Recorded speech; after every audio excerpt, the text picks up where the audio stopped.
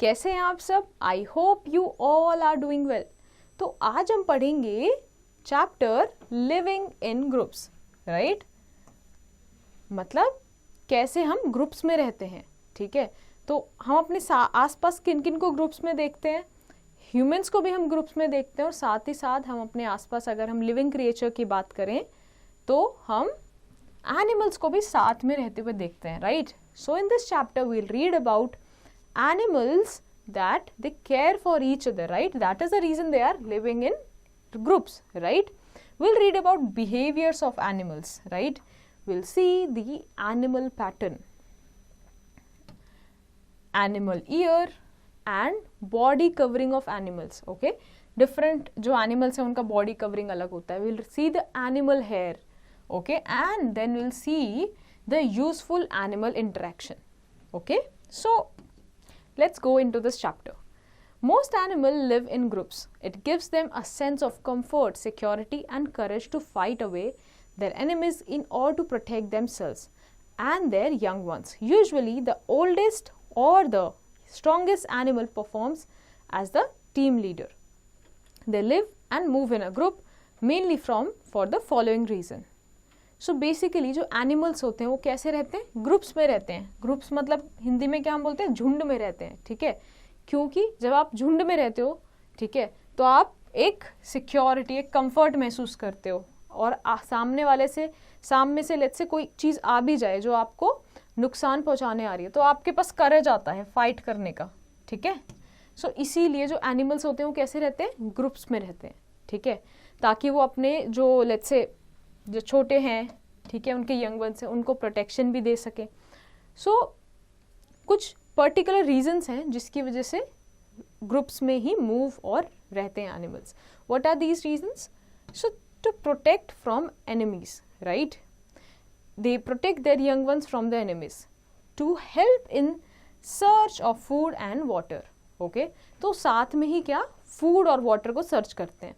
To groom there babies, अपने बच्चों को उन्हीं तरीके की चीज़ें, let's say if we talk about elephants, तो कैसे सून को यूज़ करना है, ट्रंक को यूज़ करना है, राइट? कैसे अपने आप की बॉडी को क्लीन करना है, ये सारी चीज़ें कैसे साथ में रहने में, झुंड में, ग्रुप में रहने से सीखते हैं. To enjoy the company, okay? They also enjoy this group. Now let's talk about some groups of animals. In an elephant herd 10 or more female elephants and their calves live together. The oldest female is the herd, leads the group. She takes decision and other follows her. She also protects the other herd member of the enemies. तो अगर हम elephant की बात करें, elephant के झुंड को हम क्या बोल रहे हैं? Heard, right? इसमें 10 या 10 से ज़्यादा फीमेल एलिफेंट्स होते हैं, ठीक है? और वो उनमें नीचे छोटे इनके बच्चे भी होते हैं, ठीक है? जो ओल्डेस्ट फीमेल होती है, ठीक है, वो हर्ड को लीड करती है, वो झुंड को लीड करती है, ठीक है? जैसे कोई भी एक ग्रुप है, उसमें जो सबसे बड़ा होता है वो क्या होता है? एक्सपीरियंस्ड होता है ना, ओल्डेस्ट जो होता है, तो इसीलिए वो लीड करती है, ठीक है? और सब उनके डिसीजन को फॉलो करते हैं. अगर वो उस तरफ जा रही है, लेट्स से फूड के लिए, वाटर के लिए, उन्हें इस तरफ जाना है, तो सब उनको फॉलो करेंगे. All right? So if we talk about lions, a group of lion is called a pride, okay? A pride consists of 2 or more adult lions, several lioness and their cubs. In a pride, the lioness hunt. An injured lioness who is unable to hunt lives on meat brought by the other lioness of the pride. तो जब झुंड में lion रहते हैं तो उसको क्या हम बोलते हैं? प्राइड. एक प्राइड में 2 या 3 अडल्ट लायंस होते हैं, कई सारी लायनेस होती है, मतलब फीमेल लायंस होती है, और उनके कब्स होते हैं, मतलब उनके बच्चे होते हैं, ठीक है? तो जो लायनेस होती है, जो फीमेल लायन होती है, वो क्या करती है? हंट करती है, ठीक है? मान लीजिए कि कोई लायनेस जो है वो इंजर्ड है, तो दूसरी लायनेस उनको लाके फूड देती है, ठीक है? उनके लिए हंट करती है. तो क्या होता है? अब ये देखो, ये जो अभी लास्ट में हमने बात की कि एक दूसरे के लिए वो क्या हेल्प कर रहे हैं for food. This is because they are living in groups, right? Now if we talk about monkeys, a group of monkeys, gorilla or chimpanzees is called a band, okay? Band. Chimpanzees live in group of 15 to 18. They are sometimes attacked by leopards. In such situation, the male gorilla protects the other member by screaming, roaring and beating its chest with hands. अब जो chimpanzees होते हैं या gorilla हैं या monkey हैं, ये लोग जो ग्रुप्स में रहते हैं इनको हम क्या बोलते हैं, बैंड, ऑलराइट। ये लोग अराउंड 15 to 80 के ग्रुप्स में रहते हैं, ठीक है, 50 से 18 लोग, या फिर ये गोरिल्ला हो गए तो गोरिल्ला 15 to 80 गोरिल्ला एक साथ रहते हैं, एक ग्रुप में रहते हैं, ठीक है। और इसमें क्या होता है, जो मेल होता है वो गोरिल्ला वो प्रोटेक्ट करता है बाकी लोगों को, ठीक है। लेट्स से अगर कोई अटैक आ रहा है तो उसको पता चल जाता है तो वो स्क्रीम करता है, मतलब चिल्लाता है, रोर करता है और अपनी चेस्ट को हैंड्स के थ्रू ऐसे ऐसे चीज़ें करता है, ठीक है, एक तरीके का गेस्चर देता है, जाकि उससे पता चलता है क्या, बाकी ग्रुप्स में रहने वाले उसको कि कोई डेंजर है। You know, it is easy to control a herd of sheep, even a train dog can control a herd of sheep. तो जो एक भेड़ होती है, ठीक है, भेड़ का झुंड जो होता है उसको कंट्रोल करना बहुत ईजी होता है। इनफैक्ट एक जो ट्रेन डॉग है वो भी कंट्रोल कर सकता है, you know. Now let's move to the next page. A group of zebra is called a zeal. Zebras are grazing animals with an eye-catching coat of black and white stripes. In herd, the eldest female leads the herd. Adult males generally live alone or in groups of other males. A zebra lives in a herd due to safety reasons, otherwise it would be an extremely vulnerable. तो जो zebra groups में रहते हैं उनको क्या बोलते हैं, zeal, okay. तो इनका पैटर्न क्या है होता है, बॉडी पे इनका पैटर्न होता है ब्लैक एंड वाइट, राइट। तो जब ये लोग साथ में रहते हैं तो जो एल्डेस्ट फीमेल होती है, ठीक है, वो करती है लीड उस झुंड को, ठीक है। और जो अडल्ट मेल होते हैं वो जनरली अलग रहते हैं, अकेले रहते हैं, ठीक है, अपने ग्रुप में, ठीक है, या तो ग्रुप में रहते हैं मेल्स के ग्रुप में या फिर अलग रहते हैं। तो जो जेब्रा होती है, जो जेब्रा है वो क्या करते हैं, एक साथ, अगर हम देखते ही आ रहे हैं, लायन हो गए, है ना, मंकीज हो गए, सब साथ में क्यों रह रहे हैं, for safety reasons, right, for safety reasons. A group of owl is called a parliament. Bees also have a group called swarm. A group of fish is called a school. Ants live in still larger group called colony. अब देखो different तरीके हैं, जैसे owls जब रहते हैं तो उसको क्या बोलते हैं, पार्लियामेंट। बीज के ग्रुप को बोलते हैं हम स्वाम, ठीक है। फिश के ग्रुप को बोलते हैं स्कूल, ऑलराइट। और आंट कैसे रहते हैं, कॉलोनी में, ठीक है।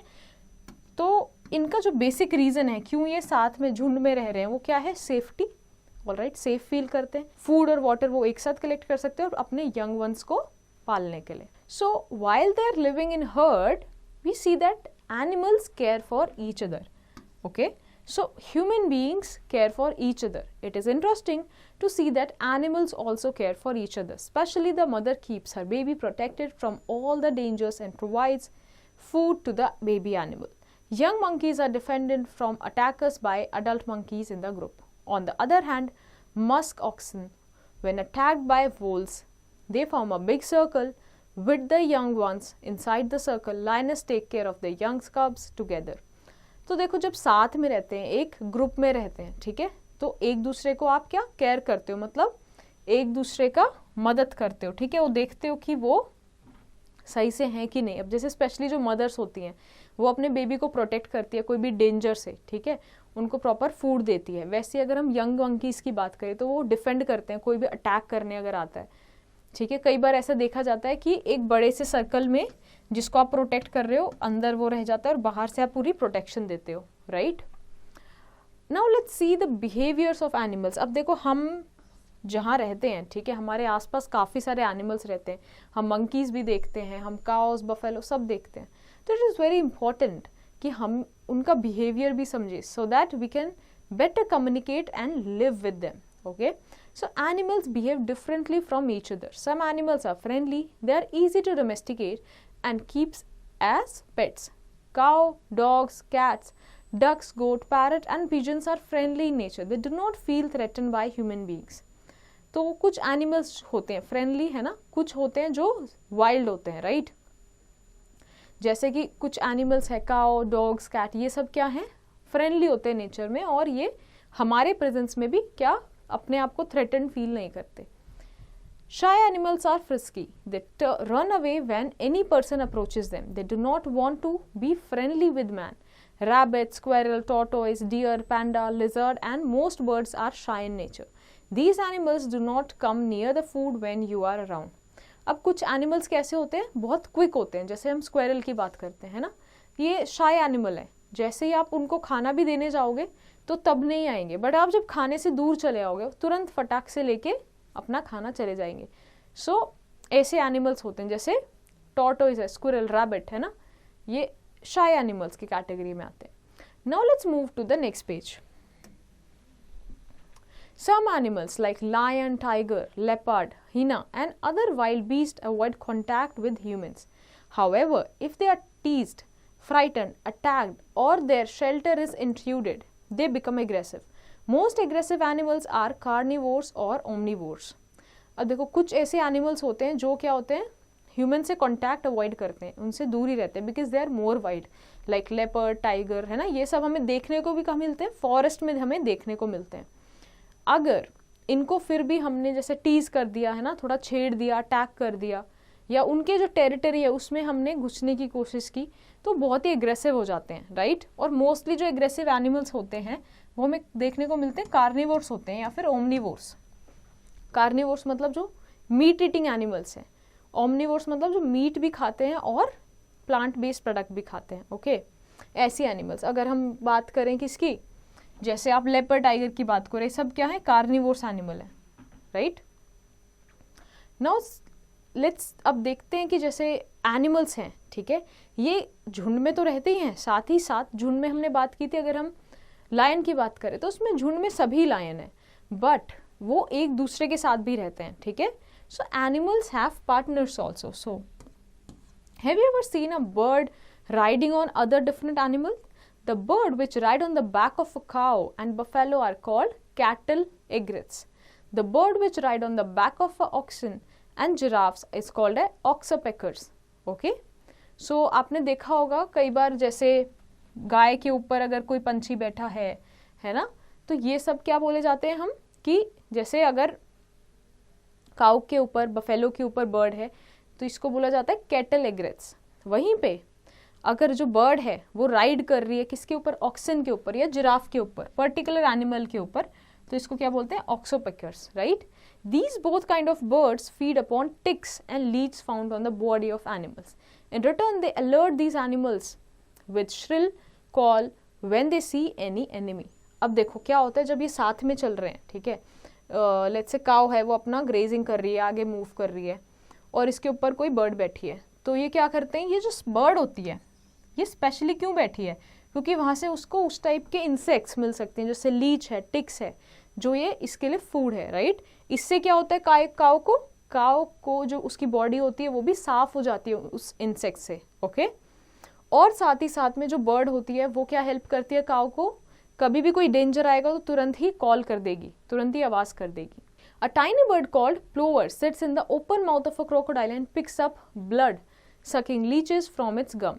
Okay, similarly if we talk about crocodile, तो क्रोकोडाइल के मुंह में एक बर्ड बैठती है जिसका नाम क्या है, प्लोवर। सो ये जो बर्ड है अगेन ये कैसे हेल्प करती है क्रोकोडाइल को, उसके बॉडी पे जो भी लीचेस हैं, ठीक है, जो ब्लड सक करते हैं बेसिकली, ठीक है, उनको रिमूव करती है उसके गम से, है ना, गम से। Okay, so until now we have read about animals, right, and they live in groups, okay. So now let's understand about these animals in a more deeper way. So human ears have three parts, okay, the outer ear, the middle ear and the inner ear. Human's ear called collect sounds, process them and send sound signals to your brain. Humans are mammals and all mammals have ear. अब देखो जैसे अगर हम हमारी year की बात करें, ठीक है, तो उसके 3 पार्ट्स होते हैं, ईयर एक ही है, उसके हमने 3 पार्ट्स समझने के लिए बना दिए। आउटर ईयर जो हमें बाहर दिख रहा है, एक मिडल ईयर है और एक इनर ईयर है, ओके। ईयर का काम क्या होता है, आवाज़ों को सुनना। सो इट कलेक्ट साउंड, पहले कलेक्ट करेंगे फिर उसको प्रोसेस करते हैं, ठीक है, और फिर वो सिग्नल कहाँ, ब्रेन में भेजे जाते हैं ताकि आप उसको इंटरप्रेट कर सको, उसे समझ सको। ह्यूमन एक तरीके का मैमल है और सभी मैमल्स के पास क्या होते हैं, ईयर होते हैं, कान होते हैं। So there are some animals that do not have ears, yet they can hear. A bird does not have an external ear. Instead, it has holes on both of the sides of its head, which helps it to hear. अब ज़रूरी नहीं है कि सबके पास ही क्या year हो, कुछ animals ऐसे भी होते हैं जिनके पास ईयर नहीं होते, जैसे हम नॉर्मली देख पाते हैं ना कि हमारे पास एक एक्सटर्नल ईयर है तो हमें पता चल रहा है कि हमारे पास ईयर है, बट ऐसे कुछ बर्ड्स हैं कि जिनके पास एक्सटर्नल ईयर नहीं होता, ठीक है, तो उनके पास क्या एक होल है उनके हेड में दोनों तरफ से, जिसकी वजह से वो कलेक्ट कर पाते हैं साउंड और सुन पाते हैं उनको, ठीक है। Fish also have years that can not be seen, they can hear the sound made in water with their internal ears, but their ears do not catch sound well in the air. Lizard have holes as ears. अब देखो fish भी वहीं पे क्या है, fish के पास भी external years नहीं है, ठीक है, वो भी जो साउंड प्रोड्यूस हो रही है वाटर में वो सुन सकती है but using internal ear, okay. So जो अच्छा, अब सिंस जो फिश है वो हमेशा से कहाँ पानी का एनिमल रही है, राइट, एक्वेटिक एनिमल रही है, तो उसका जो ईयर का जो सेंस है वो इस तरीके से डेवलप हुआ है कि जो पानी में जो साउंड है वो बहुत अच्छे से सुन सकती है, बट अगर कभी वो एयर की तरफ जाती है, ठीक है, या एयर में जाती है बेसिकली, तो उनको उतना अच्छे से साउंड नहीं सुनाई देता। सिमिलरली लिजर्ड के पास भी क्या होते हैं, होल्स होते हैं for as a year. You know crickets here using their legs, sound waves vibrate a thin membrane on the cricket's front leg. जो crickets होते हैं एक टाइप के इंसेक्ट होते हैं, वो अपने लेग्स के थ्रू सुनाई देते हैं उन्हें। लेट्स से जब कोई भी साउंड प्रोड्यूस होती है तो वाइब्रेशन क्रिएट होती है, वो वाइब्रेशन की वजह से उनके लेग में कोई थिन मेम्ब्रेन होती है जो वाइब्रेट होती है, जिसकी वजह से वो साउंड सुन पाते हैं। Now let's move to the next page. Frog has an eardrum on the outside of the body behind the eye. Snakes do not have external ears, therefore they do not hear the music of a snake charmer. Instead, they probably respond to the movement of the snake charmer's flute. Few insects like cicads, crickets and grasshoppers have inner ear.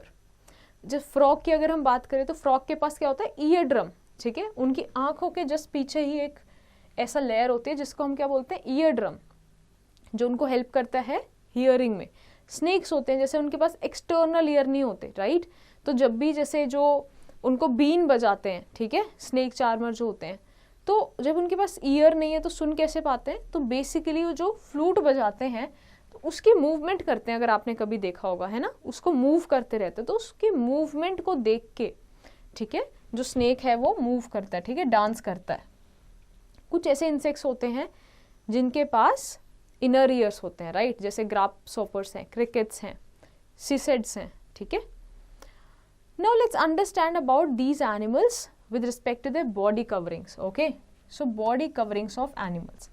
In order to adjust to the different kind of environmental condition of the habitat, animals have different type of body covering. The body of bird is primarily covered with feathers. Feathers keep them warm and protect them from moisture.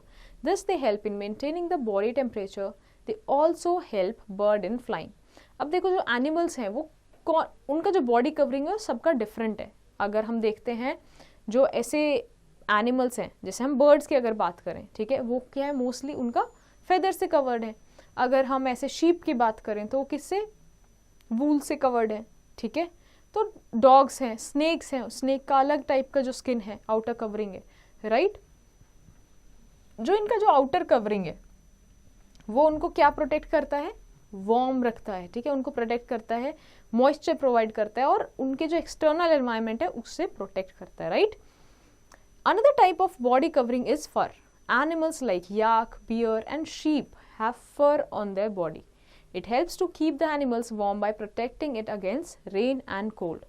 अब कुछ ऐसे animals होते हैं जिनके body पे क्या होता है, फर होता है, जैसे याक हो गए, बियर हो गए, है ना, शीप, ये सारे क्या हैं, फर बियरिंग एनिमल्स, ओके। तो इनकी बॉडी अब ठंडे इलाके में रहते हैं ये मोस्टली, ठीक है, रेन होती रहती है, ठंड होती रहती है, तो इनके जो ये एक्सटर्नल कवरिंग है क्या प्रोटेक्ट करती है, उनको वार्मथ प्रोवाइड करती है, गर्माहट में प्रोवाइड करती है, right. Animals like snake, lizard and some fish have a layer of dry and overlapping scales. These scales protect the underneath skin and also prevents loss of water in some animals. अब जैसे हम snake की बात करें, lizard की, इनके पास क्या होते हैं, outer covering पे scales होते हैं, ठीक है, dry layer of overlapping scales होते हैं, जो इनके skin को help करते हैं ताकि water loss ना हो, right. Another commonly found covering is a shell. It is very hard and strong. Shells can be seen in land and ocean. Animals like turtle, tortoise and snails. These animals draw their head and feet into the shell and hide to protect themselves from the enemies.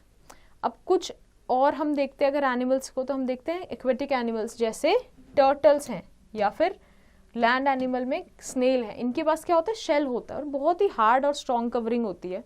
ठीक है, ये लोग क्या करते हैं, अपना head हो गया, कोई भी अगर बाहर से उनको क्या एनिमी दिखेगा या कुछ भी प्रॉब्लम दिखेगी तो अपना हेड और ये पैर अंदर इसके कर लेते हैं. ठीक है, मूव कर लेते हैं अंदर, तो इसको ये प्रोटेक्शन प्रोवाइड करता है. Now let's see about the animal hair. ठीक है, अभी हमने यहाँ पे फर की बात की थी. ठीक है, इसी को हम और डीपर सेंस में देखते हैं. हेयर और fur is found on nearly the entire surface of human skin. Animals that live in cold region have soft and thick hair called fur or wool. Yak, musk, ox and polar bear are some such animals. Their hair keeps them warm and are colored so that they can camouflage. Camouflage is a way to hide appearance from enemies. अब देखो, अब animal के जो outer covering है उस पर अलग अलग चीज़ें हैं. किसी में स्केल्स हैं, किसी में हार्ड कवरिंग है ना, किसी में क्या है, फर है. तो अगर हम फर की बात करें तो फर जो है वो क्या प्रोवाइड कर रहा है, ऐसे अगर हम देखें ऐसे एनिमल्स के पास फर है जो मोस्टली कहाँ, ठंडे रीजन्स में प्रेजेंट है. राइट, तो ये ठंडे रीजन से ही उनको बचाता है, उनको प्रोटेक्शन प्रोवाइड करता है.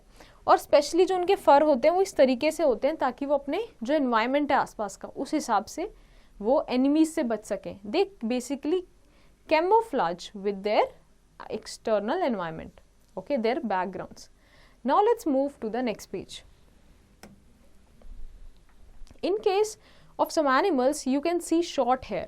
Cows and buffaloes have short hair. Mammals that have very sparse hair include the elephant and the hippopotamus. This gives them the appearance of being hairless. The different patterns on the animals are due to the hair or their skin. अब देखो, कुछ animals ऐसे होते हैं जिनके short hair हैं, है ना, बियर हो गए, और हम किसकी बात किया था अभी, याक की, तो उनके तो लॉन्ग हेयर्स थे. ठीक है, बट जो एनिमल्स हैं, ठीक है, जैसे काव हैं, उनके क्या है, शॉर्ट हेयर होते हैं. बफेलो हैं, ठीक है, इनके शॉर्ट हेयर होते हैं, बहुत ही कम भी होते हैं, है ना, उतने बहुत ज़्यादा थिक नहीं दिखते हमें. मैमल्स हैं जैसे कुछ, जैसे एलिफेंट हो गया, हिप्पोपोटामस, इनका जो अपीयरेंस है वो हेयरलेस है. ठीक है, मतलब बहुत कम हेयर होता है उनकी बॉडी पे. Now useful animal interaction. Since we are living with on a world where animals also live, human beings also live, right? So we should know that how our interactions should be with the natural beings, right? So animals are useful to us in many ways. They have accompanied the man since time immemorial. Man has used animals to his benefit.